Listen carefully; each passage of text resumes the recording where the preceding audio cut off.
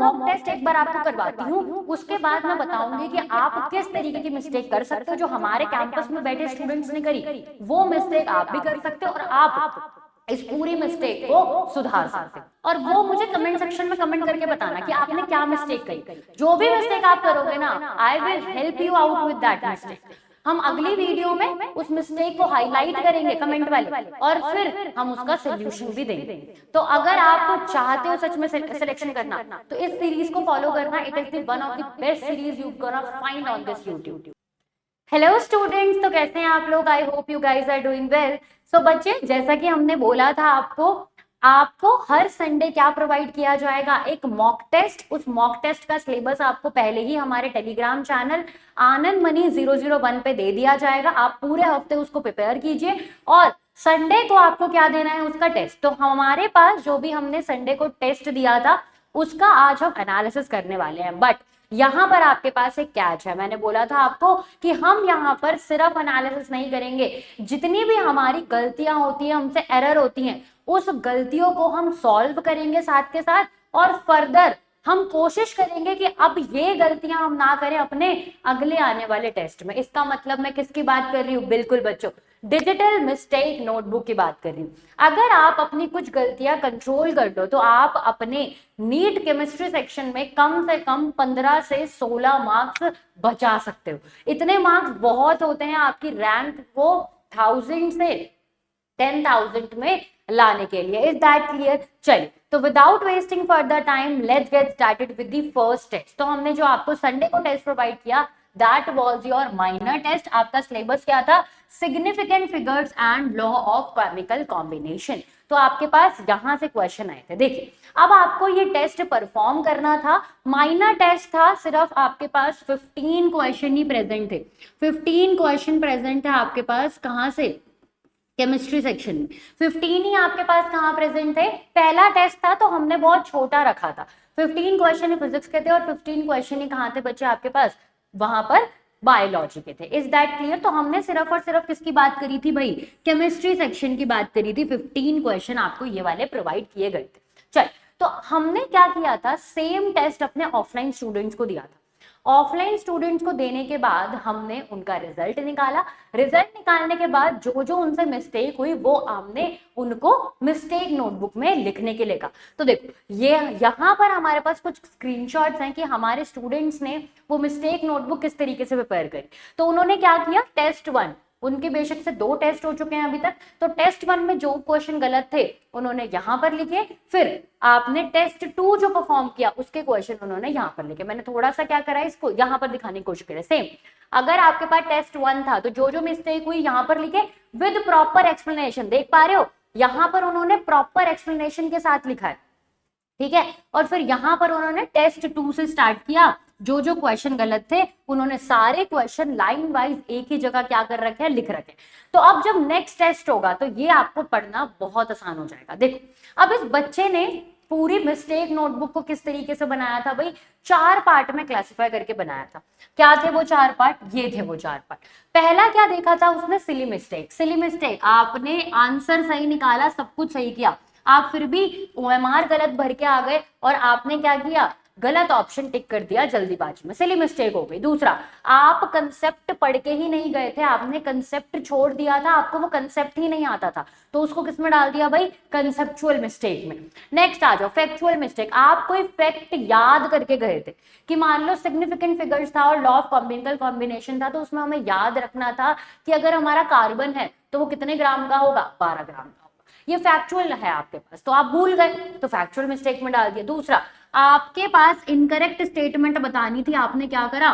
Correct statement mark करके आ गए, तो that is considered under reading mistake. अब मैं पूरा मॉक टेस्ट एक बार आपको करवाती हूँ, उसके बाद मैं बताऊंगी कि आप किस तरीके की मिस्टेक कर सकते हो जो हमारे कैंपस में बैठे स्टूडेंट्स ने करी, वो मिस्टेक आप भी कर सकते हो और आप इस पूरी मिस्टेक को सुधार सकते हैं। ठीक है, चलिए, तो हम पहले क्वेश्चन डिस्कस कर लेते हैं। क्वेश्चन डिस्कस करते हैं।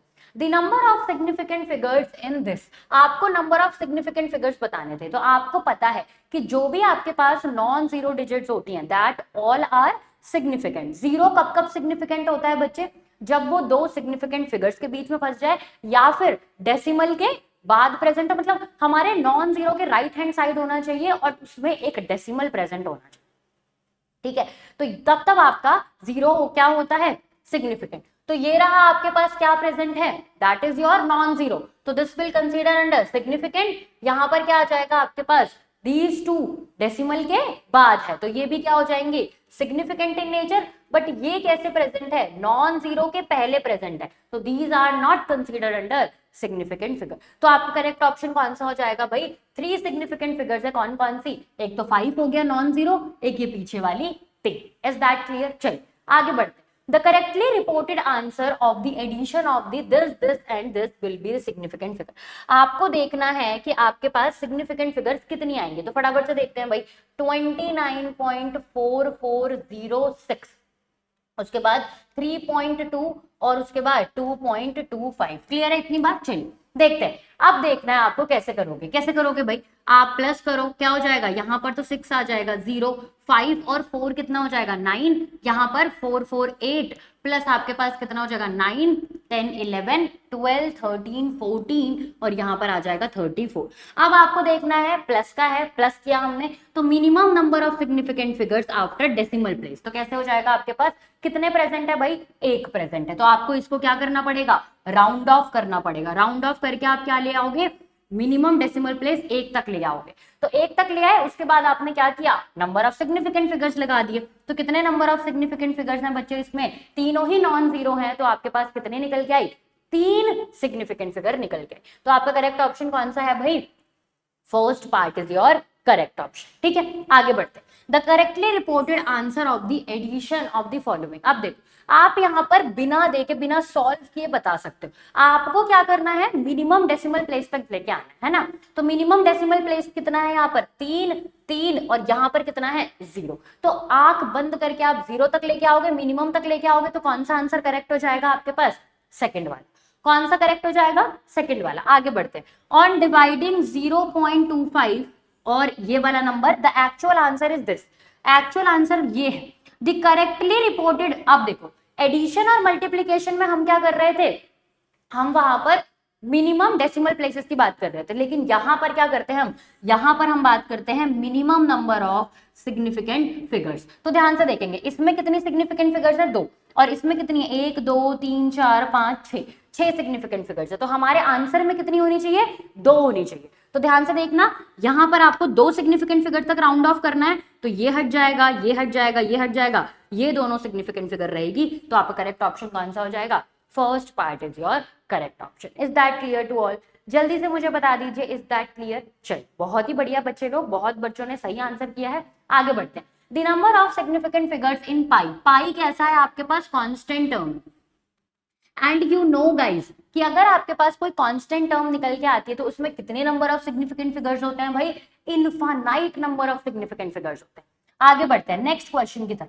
तो क्या हो जाएगा, यहाँ पर कितने सिग्निफिकेंट फिगर है, तीनों ही नॉन जीरो है, तो कितनी हो गई 3। यहाँ पर कितनी है, पहली वाली 0 तो कहीं भी प्रेजेंट हो, डेसिमल के बाद डेसिमल से पहले, तो वो क्या होती है, इनसिग्निफिकेंट। तो यहाँ पर भी कितने हो गए 3। सेम गोज विथ दिस, कितने हैं 3। तो आपके पास तीनों में कितनी प्रेजेंट है भाई, 3 प्रेजेंट है। Is that clear? अब देखो ये वाला आपका फैक्चुअल क्वेश्चन था कि 1 टॉर कितना होता है आपके पास, 1 सेंटीमीटर ऑफ Hg। क्लियर है? दिस इज कंप्लीटली और फैक्चुअल, आपको याद रहना चाहिए तभी आप कर पाओगे।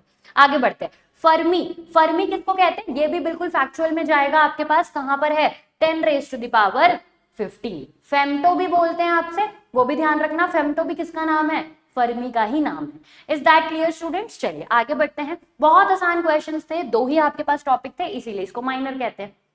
आगे बढ़, in which of the following all zeros are significant. All zero आपको बताने हैं किसमें सिग्निफिकेंट होगा।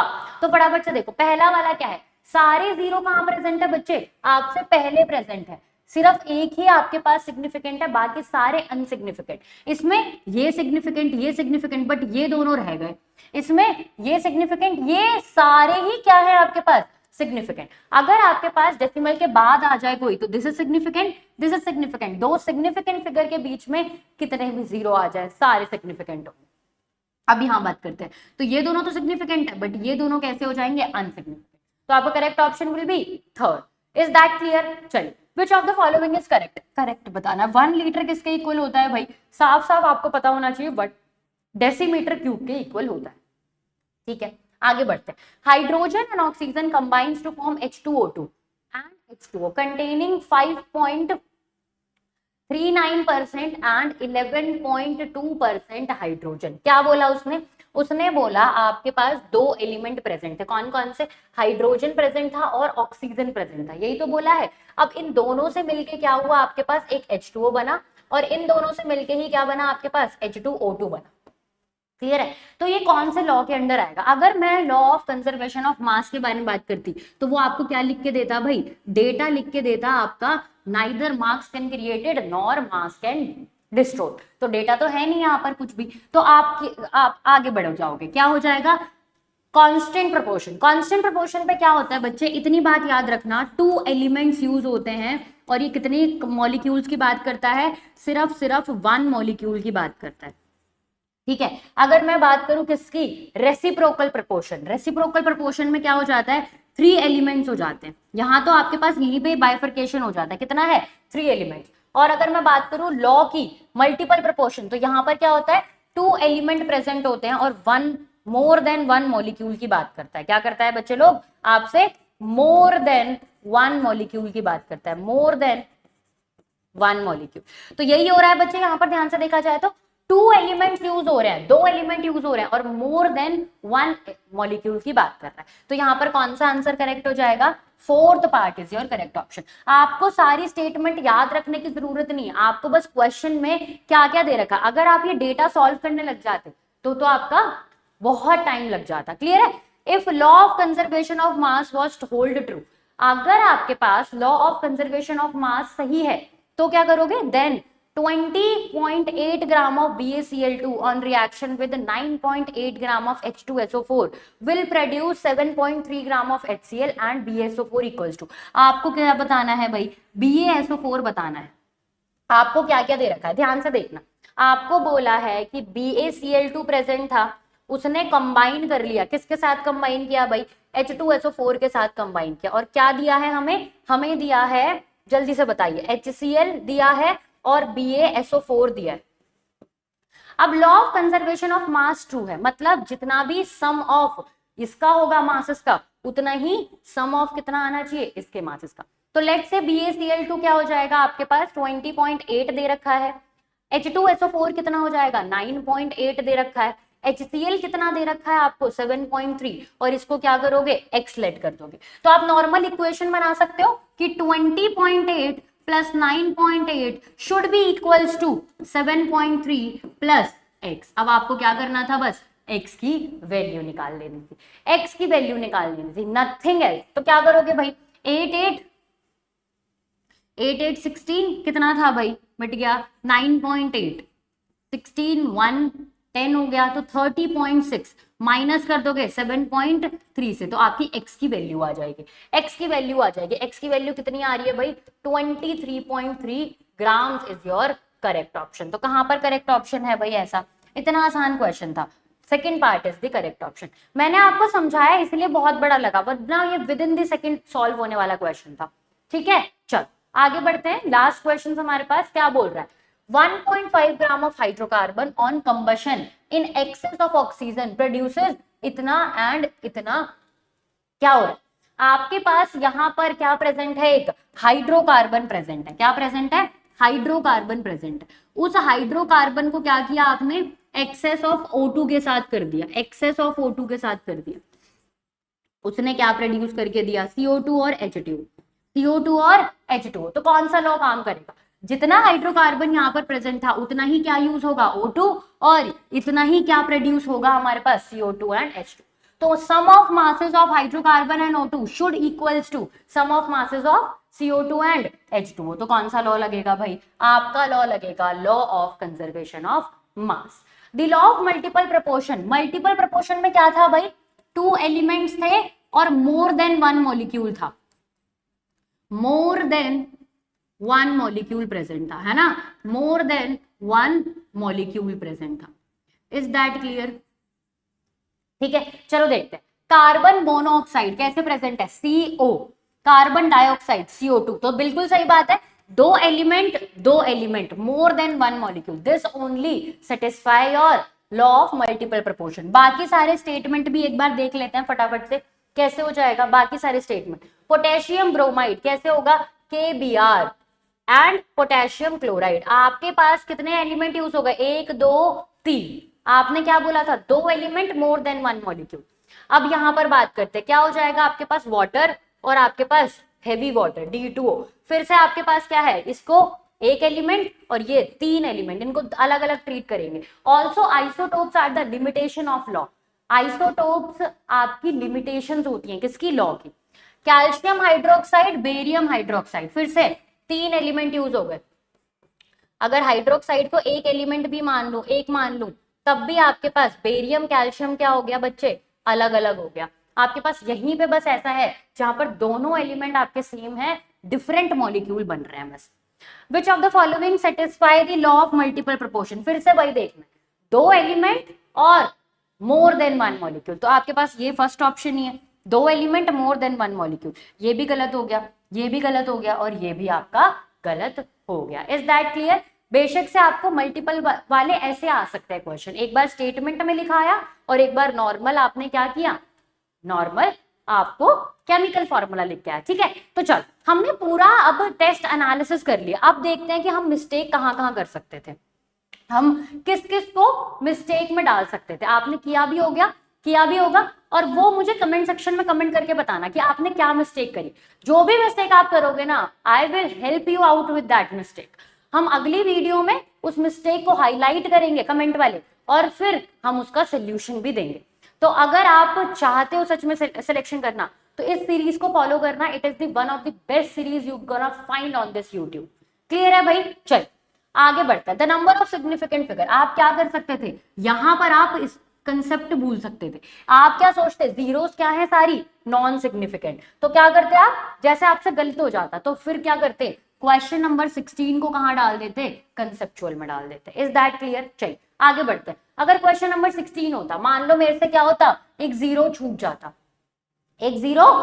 जाता, तो मैं क्या करती, उसको कहां डाल देती, रीडिंग एरर में डाल देती। कहां डाल देती, रीडिंग एरर में डाल देती। अब देखो मैंने सब कुछ बहुत ही बढ़िया तरीके से निकाला, मेरा सेकंड आंसर आ गया बहुत ही बढ़िया, फिर भी मैं OMR में क्या भर के आ गई, मैं थर्ड आंसर OMR में भर के आ गई। तो फिर मैं इसको कहां डाल देती भाई, मैं इसको अपनी सिली मिस्टेक्स में डाल देती। ध्यान रखूंगी अगली बार से नहीं होना चाहिए। आगे बढ़ते हैं, ऐसे ही आपने करा, चलो और आगे देखते हैं। अब देख आपने क्या करा, यहां पर दिस ये भूल गए, ये फैक्ट था, एनसीईआरटी में लिखा था और आप पढ़ के गए, आप भूल गए, फैक्चुअल मिस्टेक में डाल देते।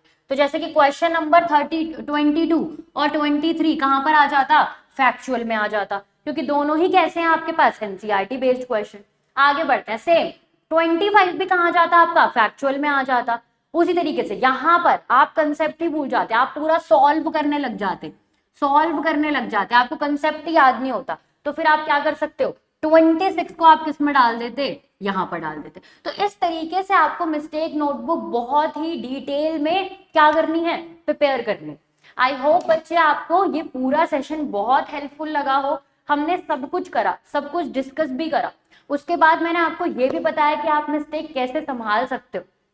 अब जो मिस्टेक आपने आज अभी इस वाले मॉक टेस्ट में करी, आप कोशिश करोगे कि अगले वाले मॉक टेस्ट में जब भी हो आप ठीक से रीड करोगे, आप ठीक से OMR भरोगे, आप अपना पूरा सिलेबस पढ़ के जाओगे, ठीक है, और फिर जाके आप मॉक टेस्ट अटेम्प्ट करोगे। Is that clear. तो ये पहला सेशन था बच्चे आपके साथ, तो मैं आपको मौका दे रही हूँ कि और क्या क्या मिस्टेक आपने करी और आप मुझे वो कमेंट सेक्शन में कमेंट करके जरूर बताना। Thank you very much for joining this session, thank you, happy learning.